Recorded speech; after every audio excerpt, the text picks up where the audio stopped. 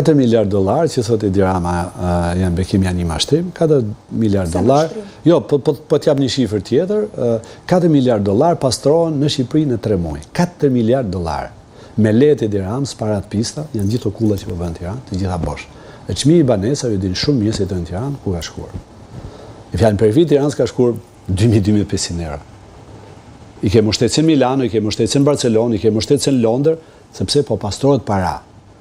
Absolutisht, çdo qytetar duhet të jetë me investimet tuaja pa diskutim, sidomos ne që jemi djallë, sepse qeliza ekonomike e kapitalizmit është biznesi privat, apo jo? Janë në supermarkete shtetërore, ose publike, ose me kapital përbashkët, por bizneset kryesore... Thoni që Partia Demokratike mbështet investimet e huaja. Pa diskutim. E mbështesni këtë projekt? Unë nuk kam informacion nëse ka apo s'ka projekt, sepse Edi Rama... Investim, po... Jo, Edi Rama nyshe flet kur se ka marrë... Nyshe flet kur se ka marrë substancën dhe nyshe flet kur e merë substancën. Po të qikosh mjes direktar... Investimeve, por për këtë projekt konkretisht, ose për këtë investim konkretisht? Për këtë projekt realisht nuk është se kam informacion. Që themun ka informacion, se s'ka askush informacion.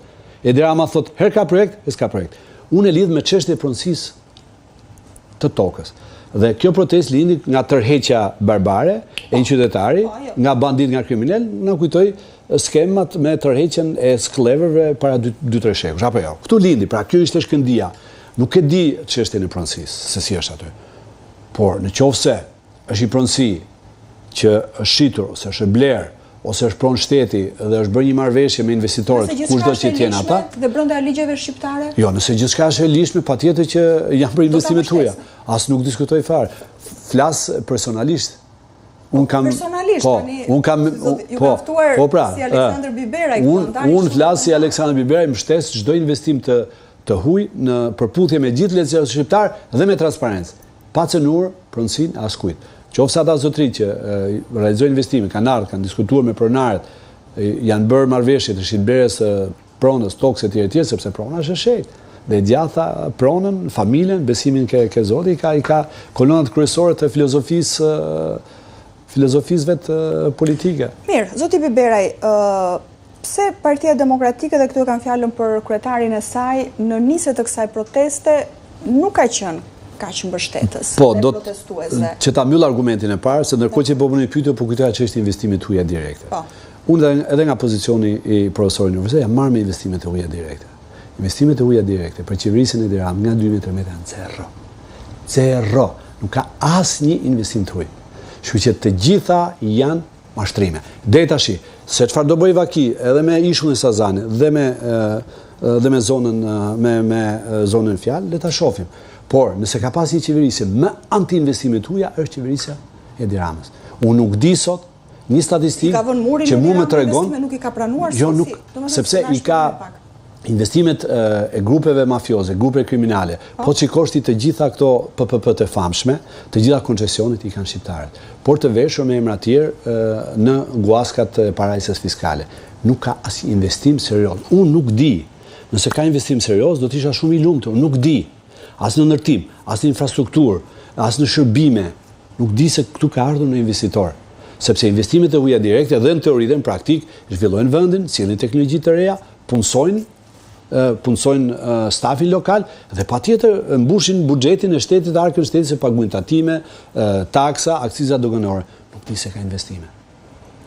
Edhe rrugët që ne nuk kemi kapacitete inxhinierike, mekanike, projektuse, zbatuse, i kanë bërë firmat shqiptare dhe i ke pasë si janë shemë të dime që shkoj gjitha rrugët, sepse nuk ka investitor ndërkombëtar. Po pikërisht ky investim i madh, kurse është ky i zvërnesit, do të ndihmojë ekonominë e vendit, ka thënë zoti Rama, do të hap vende pune dhe do të sjell turizmin elitar. Ore, le të paraqesi një dokument, le të paraqesi, se është ndryshe teoria, ndryshe praktike.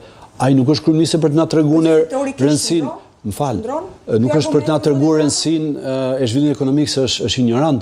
Është ignorant komplet me veçfarë nga s'lexoa si rresht. Ato i di çdo student i ekonomikut të vitit të parë. Ai të tregoj gjëra konkrete. A ka një feasibility study, a ka një studim feasibiliteti? Sa do investohen? Sa është koha e rikthimit të investimit? Sa do fitojë ekonomia shqiptare? Sa do të jetë kontributi në GDP? Po këto du të thotë kryeministri një vendi. Këto në një moment. Jo, s'ka moment dytë, është momenti, ky është momenti. Këto du të thotë kryeministri. Mirë është ignorantë s'merr vesh. Po ka profesor ekonomie le t'i ftoj. Para se i ka larguar gjithë profesorët, si urrën për vdekje. Ky s'ka sot një ekspert ekonomie në qeveri. Dini një ekspert ekonomie në qeveri? E ata që i ka hajdut tatimesh e taksesh. Doganash ka, i ka gjithë me kartel zez në SPAK. Edhe në gjithë shërbimet sekrete ndërkombëtare. Tek qëndrimi i Partisë Demokratike, i zotit Berisha. Qëndrimi i Partisë Demokratike në fillim ishte disi i dyzuar. Përse? Po, e them unë se përse, me idenë që parimisht bazoj në idenë që ne nuk kundërshtojmë investimet e huaja dhe sidomos investimet amerikane. Pra, po ta shikosh në një këndvështrim politik, strategjik, ka sens. Pastaj, po futen detaje... Akoma nuk ka detaje, akoma nuk ka informacion. Jo, qëndrimi i Partisë Demokratike ka ndryshuar, sepse... Për investimin është i njëjtë qëndrimi, jo, i mbështesim? Tash unë sot jam mas sekretar Marrëdhënie Publike, zëdhënësi i Partisë Demokratike. Tham flasim, patjetër di, sepse komunikoj me lidershipin e Partisë Demokratike. Ajo që mund të ketë ndryshuar, sepse ajo që thash nuk ka informacione. Dhe nuk e dim vërtet ky investim është amerikan, apo vjen nga Izraeli, apo vjen nga vende tjera. Se varet dhe se si është ajo marrëveshja, sepse bëhet ka disa modele investimesh. A ka bankat përfshirë? Se në qoftë se bëhet fjalë për 4 miliardë, në përgjithësi investimet e nivelit tillë, si tush, futsin edhe bankat dhe sistemi bankar. Investim amerikan. Kurse tani nuk e dim. Ka dyshime? Nuk e dim. Se nga vjen ky projekt. Po mund të jenë investitor mund të jenë nga Izraeli, mund të jenë nga vendet e tjera gjithë Persik. Nuk paragjykoj asnjë lloj investimi. Po nëse është nga Izraeli? Përsa jo dhe nga Izraeli nuk ka asnjë lloj problemi. Le di nga Izraeli. Izraeli është vend mik i Shqipërisë. Apo jo, që nuk ka asnjë lloj problemi, unë nuk kam asnjë lloj paragjykimi. Dyshime shkapse është në dyshime. Jo, problemi është që me sa duket kryeministri nuk po jep asnjë informacion dhe ka mundësi që vërtet nuk kemi diçka serioze. Janë si këto punët që bën në kryeministri me miliarda, me Belinda Ballukun edhe me ato sklevri që i ka, edhe me Aremin që i ka rreth rrotull, me telefona, me mesazhe që i ka SPAK-u gjitha. Sepse minimalisht Bruna, duhet të nxirrte një marrëveshje apo të publike. Kryeministri për këtë punë është një marrëveshje, është një studim fizibiliteti, është një marrëveshje për kredi marrë, se patjetër 4 miliardë. Nuk ka kompani në botë që i fut direkt në investim. Do marrësh kredi nga banka, dhe banka në kurs të jep kredi, po s'ke kolateral, po s'ke mundësi ekonomike pra plan biznesi për të rikthyer investimin, dhe patjetër një plan biznesi dhe një studim fizibiliteti. Janë aja investimeve. Përveç investimit, sërish ka qenë e dyzuar Partia Demokratike edhe për protestën. Nuk e ka mbështetur që në fillim. Tashi, në momentin që atje ka i parull, për shembull, simetrike me Edi Ramën, që kush është Edi Rama e di çdo njeri, dhe kush është Sali Berisha, patjetër që e intimidon qëndrimin politik të Partisë Demokratike. Por gjykoj që parulla vazhdojnë qëndrojnë. Jo, ato vazhdojnë qëndrojnë, por edhe qëndrimi edhe thirrjet në kohë. Jo, edhe qëndrimi jo. Unë mendoj që doktor Berisha është ngretur mbi këtë parull. Një parull nuk është se simbolizon një gjithë madhe.